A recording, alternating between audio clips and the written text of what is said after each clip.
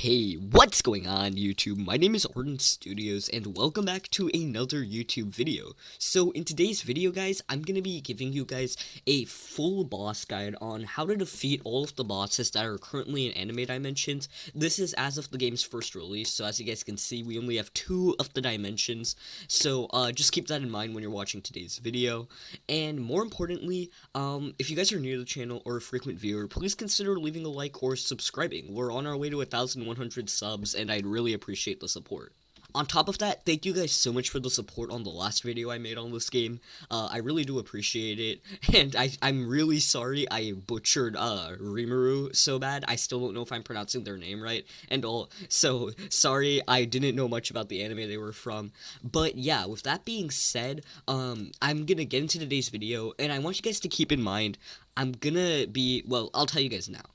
Quick disclaimer, I'm going to be fighting all of these bosses on Nightmare Mode. This is because on Nightmare Mode, certain attacks get changed up for certain bosses. For example, the Colossal Titan has that nuke attack, and I want to teach you guys how to beat them at their hardest form. So keep in mind throughout today's video that all of the fights I'm going to be doing on Nightmare Mode of their respective dungeon.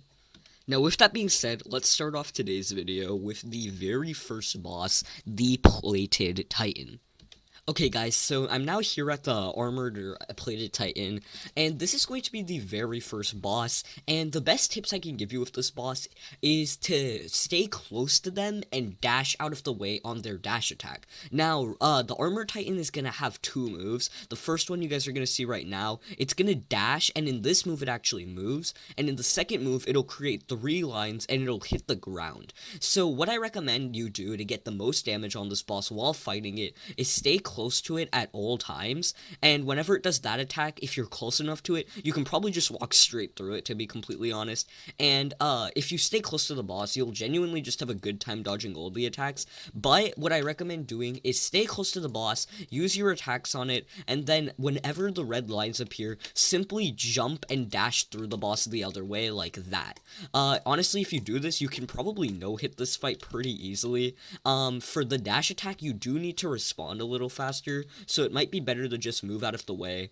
And if you're never able to get close to the boss, like as you guys can see here, just keep in mind you can normally move and readjust yourself. Honestly, there's not too many tips I can give for the Armored Titan. It only has 2 moves you need to worry about, so just keep that pattern in mind. It'll always dash, it'll then shoot out the 3 barriers and kind of do a big crash attack, and then it'll proceed to dash again, and you can just dash out of the way. And that is pretty much all you need to know for the Armored Titan. It's probably the one I'm going to be talking about the least in this video.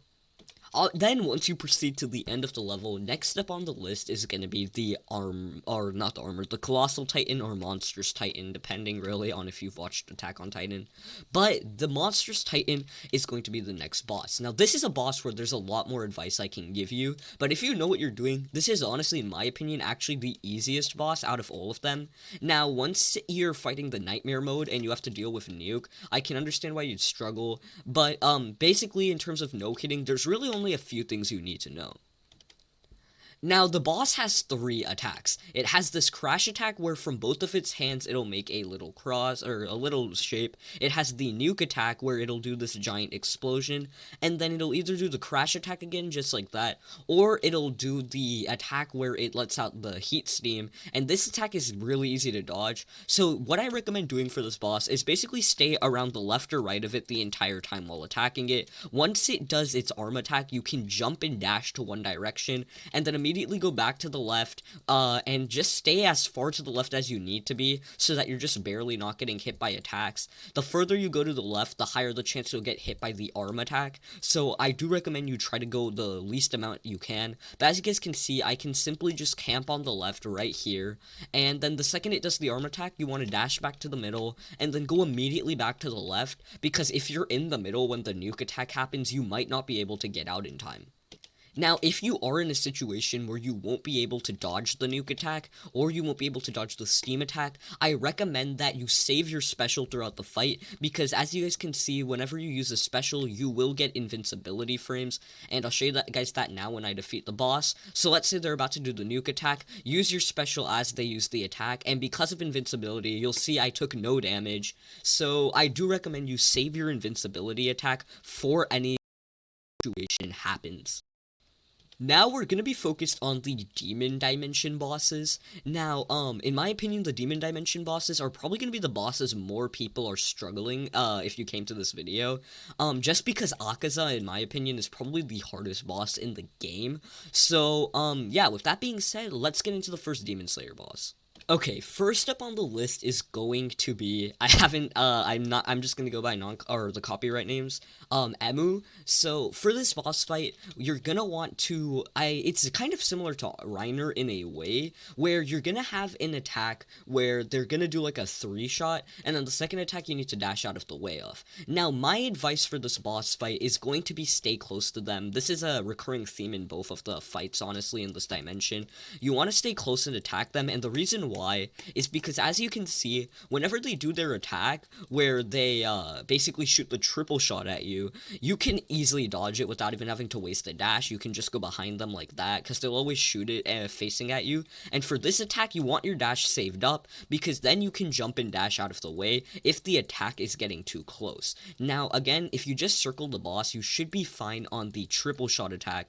And honestly, because of how this main attack works, you're honestly going to notice that you will also be fine for that one too by moving out of the way. But let's just say, for example, they do it in a funkier way. You can just dash back out of it and then go back to staying close and attacking the boss, and you should have a good time. Circling this boss pretty much makes this fight a whole lot easier, and being able to just dash back out of their big attack is really important.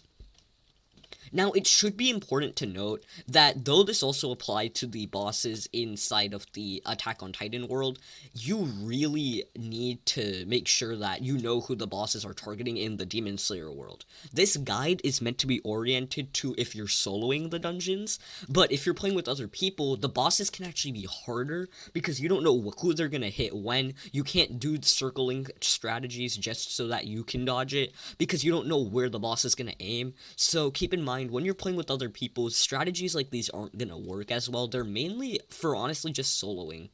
And now the final boss on the list, in my opinion, probably the hardest boss in the game at the time, which makes sense because it's the final boss, is going to be Akaza. Now, the thing about Yakuza is just the fact that if you get stuck in an attack, it can continue to hit you over and over, and this is the kind of boss where you actually need to focus a lot more during the fight.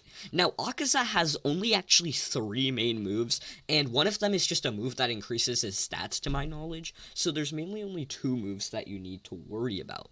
The first move is going to happen right now, and this is going to be where he does 3 palm blasts back to back, and they will just target one person. The second move is going to be where he does a crush, another crush in a different direction, and then another crush. Now, the palm blast move is an absolute pain. In my opinion, this is the most annoying thing about this fight, because as you guys are about to see shortly, the palm blast move, you can get stuck in it because it does knockback. Now, after this crush ends, I'll show you guys this right now, but if you get hit by just one of Akaza's palm blasts, you can't really move out of the way of the other ones as efficiently without dashing, and for not everyone is good at dashing at the right times. But now that I'm off of that tangent, let me explain my tips for Akaza. Very similar to the first fight of this world, stay close at all times. Now, I don't know if this will really make it easier or harder for you to dodge the palm blast attack, but I do recommend that you always stay close to Akaza when you know he's gonna do that palm blast. I like to just stay right here, and what I can basically do is if you swerve through Akaza's actual, like, sprite or hitbox, the palm blast will just keep going back and forth in directions, and you should be a lot better off. Now, I'll show you guys this again. I'm not doing the greatest job of showing it off right now, but basically I can go this way. Okay, let me quickly do this right.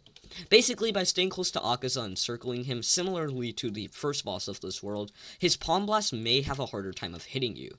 Now, you're gonna want to just stay close to him for damage too. You always really do want to do damage during this fight, and then once he's doing his palm blast, go back a little bit. If you're right next to Akaza, then you just won't be able to do the same amount, so you're gonna want to have to stay close to him and move a little bit to the back when he's doing the attack.